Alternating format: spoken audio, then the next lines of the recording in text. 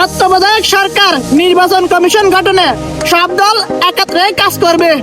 দেশের বিচার ব্যবস্থা স্বাধীন থাকবে। ক্ষমতায় থাকলে কোনো সংবিধান ইচ্ছে মতো পরিবর্তন করতে পারবে না। কোনো প্রধানমন্ত্রী 10 বছরের বেশি ক্ষমতায় থাকতে পারবে না। মৌলিক অধিকার বন্ধ করতে পারবে না, যেমন ইন্টারনেট।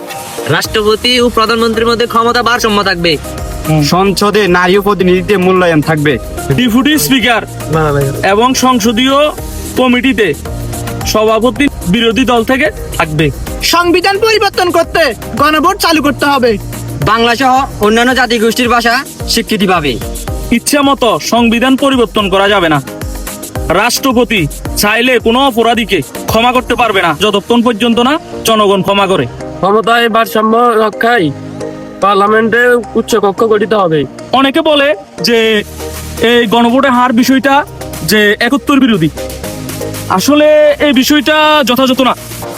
আমরা 71-কে সম্মান করে 24-কে ধারণ করে কারো দাসত্বকে না মেনে এগিয়ে চলাটাই হলো গণভোট।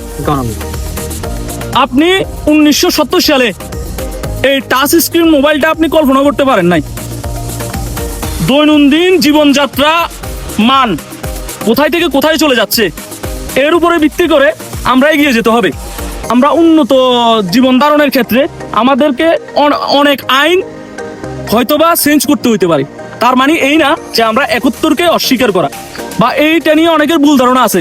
আসলে এই ভুল ধারণা থেকে আমরা বাইর হই। আমরা কিভাবে বাংলাদেশকে সমুন্নত রাখবো, এর জন্য গণভোটটা অতীবই প্রয়োজনীয়।